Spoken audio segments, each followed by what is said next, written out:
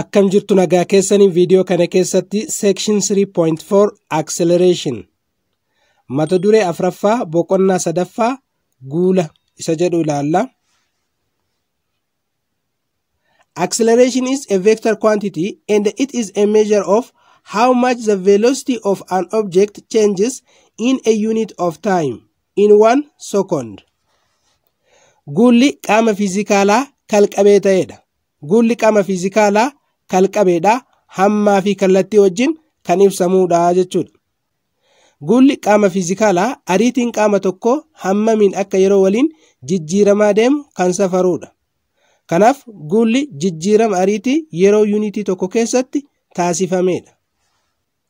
Acceleration is denoted by A with an arrow on the head and its SI unit is meter per second square. That is meters per second squared or meters per second per second. Iddoo bu'aan guulaa qubee A'dha. Qubee A mataa irraa xiyya qabudha. Yuunitiin waaltawaan guulaa meter per second squaredha. Second squaretti meetira yookiin meetira irra sekondii irra sekondii. Acceleration occurs when the velocity changes in magnitude, an increase or decrease in speed or in direction or both. Guulli kan jiraatu yoo ariitiin hammaan ol guddate yookiin saffisni xiqqaate yookiin ammoo jijjiiramni kallattii yoo jiraate yookiin lamaanuu yoo jiraatanidha. Kanaaf guulli kan jiraatu yoo jijjiiramni ariitii jiraateedha. Innis yoo ariitiin dabale, yoo ariitiin ol guddate, akkasumas yoo ariitiin xiqqaate yookiin ammoo yoo kallattiin ariitii jijjiirame. Kallattiin sochii yoo kan jijjiiramu taate guulli ni jiraataa jechuudha. Kanaaf guulli jiraachuudhaaf jijjiiramni ariitii jiraachuu qabaa jechuudha. Acceleration is therefore the change in speed or direction or both. Kanaaf guulli jijjiirama saffisaa yookiin kallattii yookiin ammootu saffisaa fi kallattii ta'a jechuudha. Yoo jijjiiramni ariitii jiraate jijjiiramni saffisaa kallattii murtaa'aa ta'erra kan jiraatu taate yoo jijjiiramni saffisaa kan jiraatu taate jechuudha. Saffisni yoo kan dabalu taate yookiin ammoo kan hir'atu taate kallattii murtaa'aarra jiraate yookiin ammootu saffisni qaama tokkoo kallattii isaa yoo kan jijjiiru taate guulli ni jiraataa jechuudha. So guulli kan jiraatu yoo jijjiiramni ariitii jiraateedha. Yoo ariitiin kan dabalu ta'e yookiin ammoo yoo ariitiin kan xiqqaatu ta'e yookiin ammoo kallattiin ariitii yoo kan jijjiiramu taate sochiin yoo kallattii isaa kan jijjiiru ta'e saffisni kallattiin isaa yoo kan jijjiiramu ta'e jijjiiramni ariitii ni jiraata. Kana jechuun guulli ni jira jechuudha. Key concepts yaadrimee ijoo. Acceleration is the rate of change of velocity. Guulli jijjiirama ariitii yeroo yuunitii tokko keessatti taasifamuudha. Akkuma jalqaba irratti jenne guulli kan jiraatu yoo jijjiiramni ariitii jiraateedha. Yoo jijjiiramni ariitii yeroo wajjin jijjiirama yeroo wajjin kan jiraatu ta'eedha jechuudha.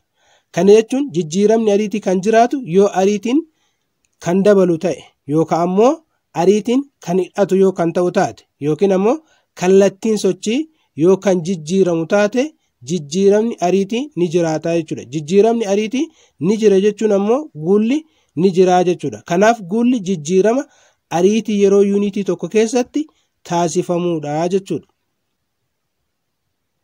If the initial velocity of a body is vi initial velocity at time ti initial time and the final velocity is vf final velocity at time tf final time, the average acceleration is from the definition.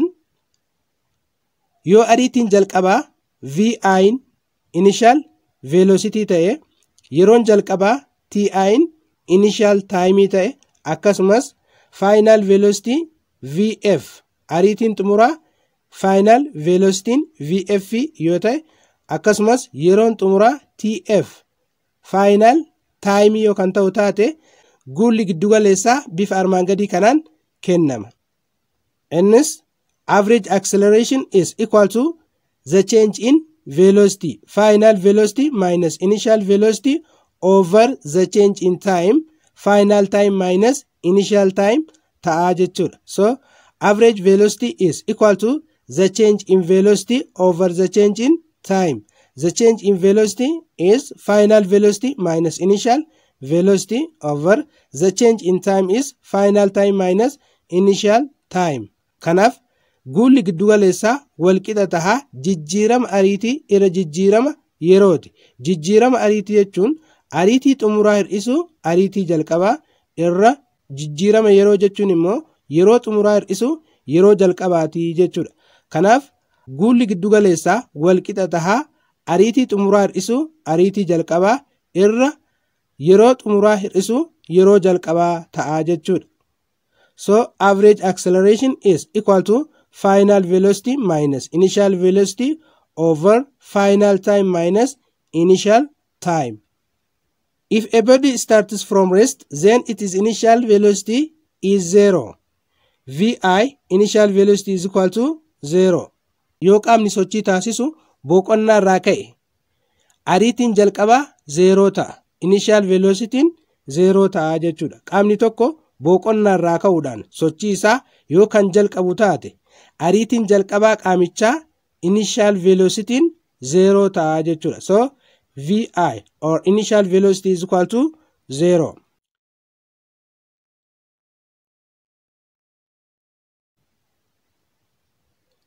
If the velocity of a body decreases, then the final velocity is less than the initial velocity. Yoo ariitiin qaama sochii irra jiru hir'achaa deeme, ariitiin xumuraa qaamichaa ariitii jalqabaa qaamichaatii gadi ta'a jechuudha. Yoo ariitiin qaama sochii irra jiru hir'achaa deeme, ariitiin xumuraa qaamichi qabu ariitii jalqabaa qaamichaatii gadi ta'a jechuudha.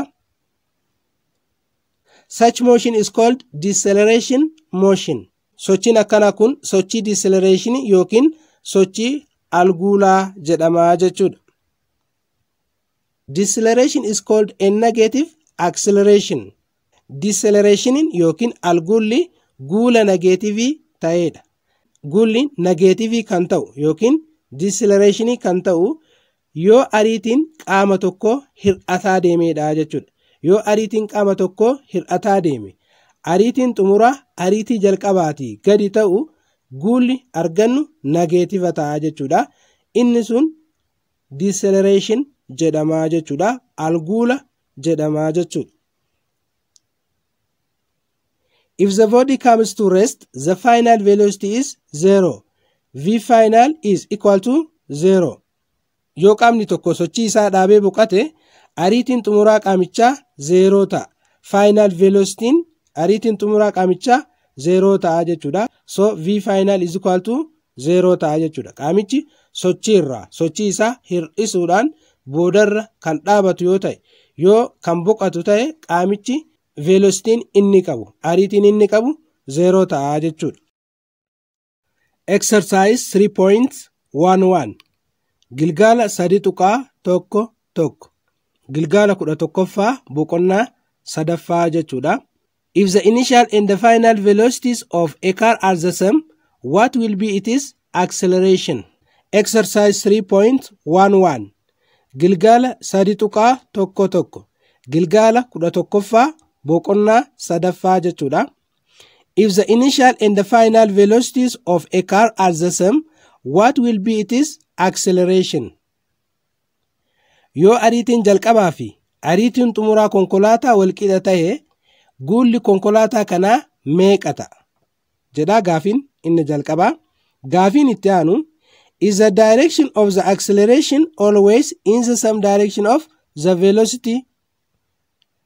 Kallattiin guulaa yeroo hundumaa gara kallattii ariitiitti ta'uu ni danda'a. Kallattiin guulaa yeroo hundumaa gara kallattii ariitiitti jedhee gaafata.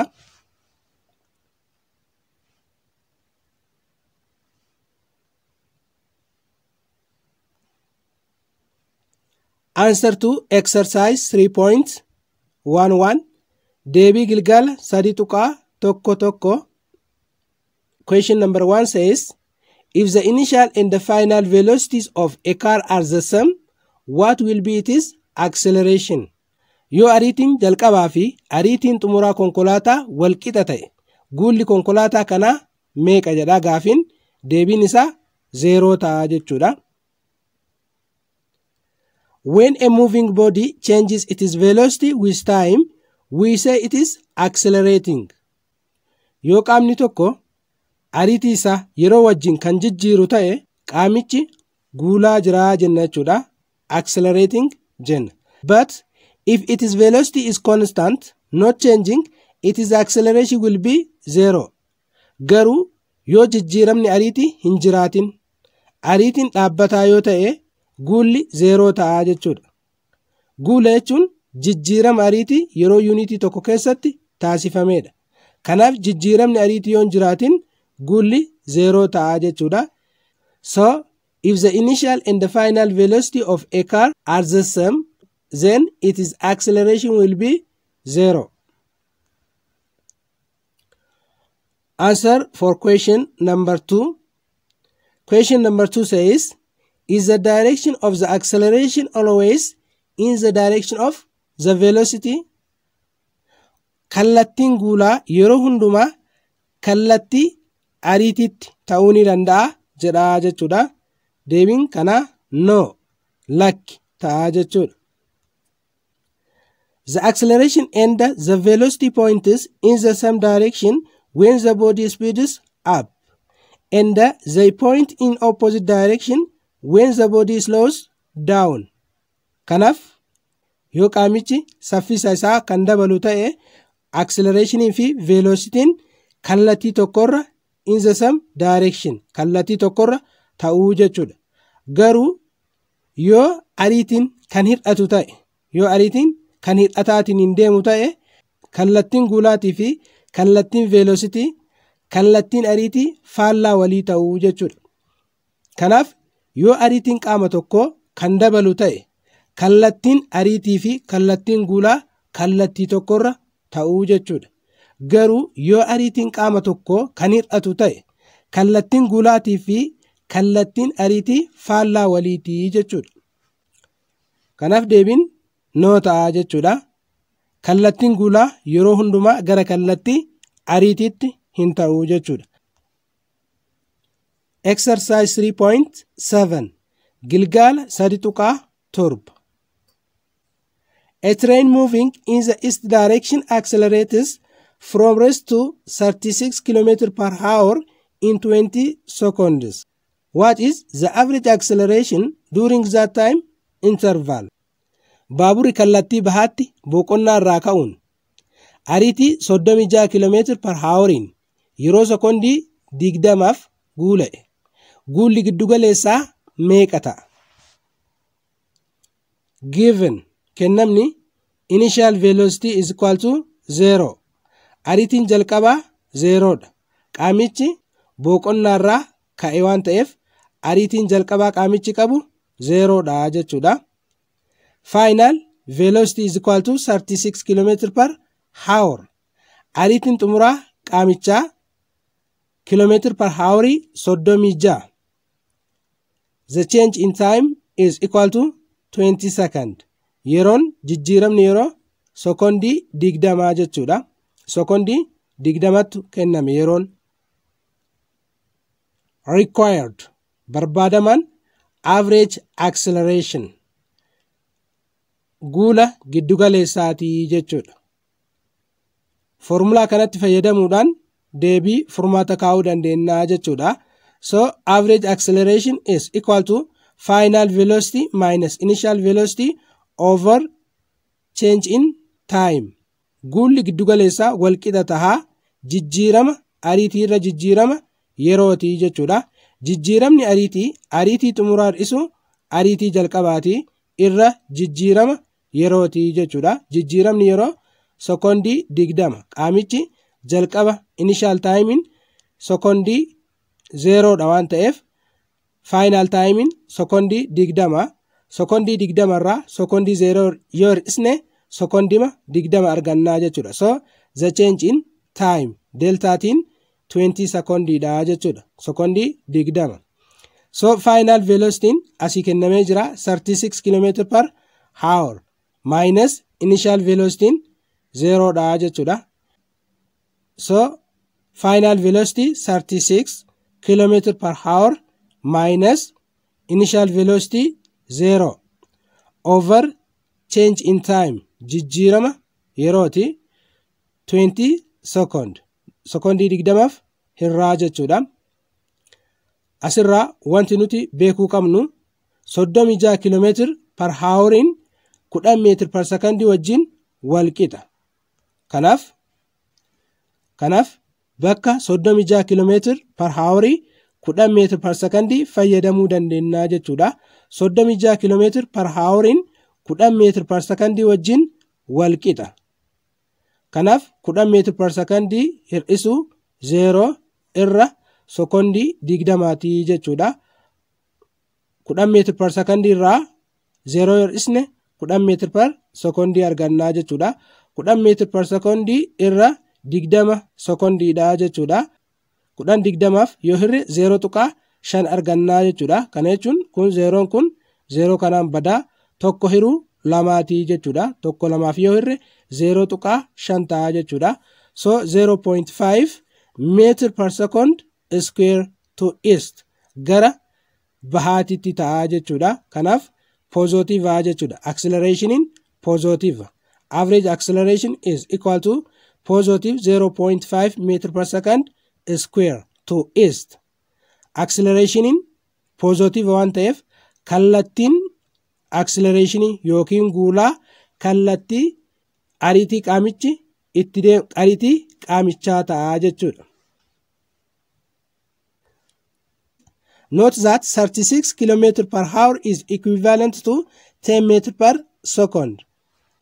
36 km per hour in 10 meter per second wajjin wal qixa. Wal madaalaa jechuudha.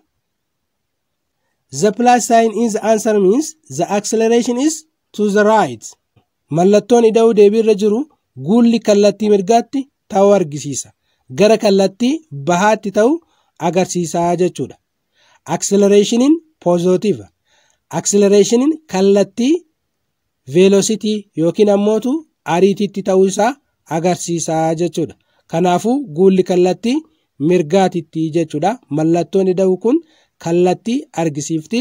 Kanaaf guulli kallattii mirgaatitti ta'uu isaa mallattoo positive kanattu agarsiisaa jechuudha.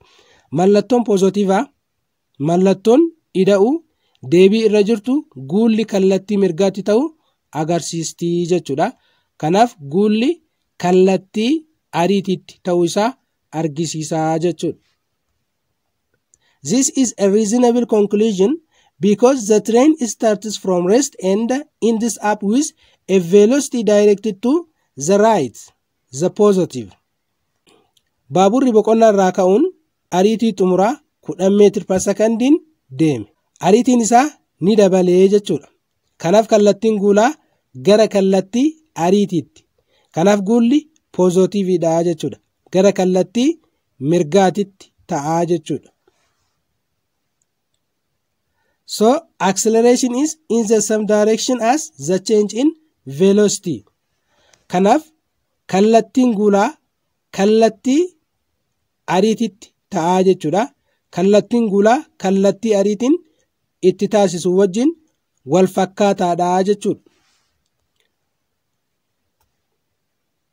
Fakkeenya 3.8.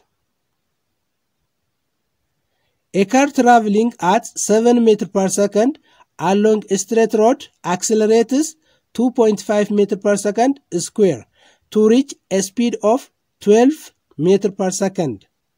Konkolaataan daandii sirrii irra ariitii 7 meetira per sekondii irraa ka'uun saffisa 12 meetira per sekondiin deeme. 2.5 meetira per second squarein guula'uuf guulli kun argamuuf yookiin uumamuuf yeroo hangamii itti fudhata? How long does it take for this acceleration to occur? Guulli kun argamuuf yookiin uumamuuf yeroo hangamii itti fudhata?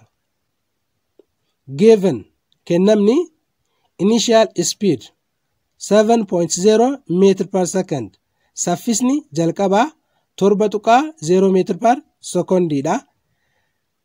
final speed is equal to 12.0 meter per second. Saffisni xumuraa 12.0 meter per second dha. Average acceleration is equal to 2.5 meter per second square. Saffisni qaama kanaa along straight road daandii sirrii irraa jechuudha. Kanaaf daandii sirrii irra waan ta'eef speediiwwan kana akka velocitytti fudhachuu dandeenya jechuudha. Kanaaf initial velocity 7.0 meter per second dha. Final velocity 12.0 meter per second dha jechuudha. Required barbaadaman the change in time jijjiirama yerooti jechuudha. Yeroo barbaanna. Solution formata change in time is equal to final velocity minus initial velocity over average acceleration. Isa kanas kan arganne average acceleration irraati jechuudha. Average acceleration is equal to final velocity minus initial velocity over delta t change in time dha. Guulli jiddugaleessaa walqixa taha. Ariitii xumuraa hir'isuu ariitii jalqabaa irra jijjiirama yerooti jechuudha. Guula giddugaleessaa irra tokko jechuu dandeenya. Sanbooda qaxxaamura si'a baay'isnu tokko baay'isuu ariitii xumuraa hir'isuu ariitii jalqabaa maal ta'a? Ariitii xumuraa hir'isuu ariitii jalqabaa ta'a jechuudha. Walqixa taha. Guula giddugaleessaa average acceleration times the change in time ta'a jechuudha. Wanti nuti barbaannu delta t dha yookiin jijjiirama yerooti waan ta'eef over average acceleration gama delta t qabu kanas average acceleration idhaaf hirraa gamanas final velocity minus initial velocity over average acceleration jennaa jechuudha. Kanaaf delta t or change in time is equal to final velocity minus initial velocity over average acceleration ta'a jechuudha. So final velocity is equal to 12 meter per second. Final velocity 12.0 meter per second dha minus initial velocity 7.0 meter per second. 7.0 meter per second divided by average acceleration 2.5 meter per second square.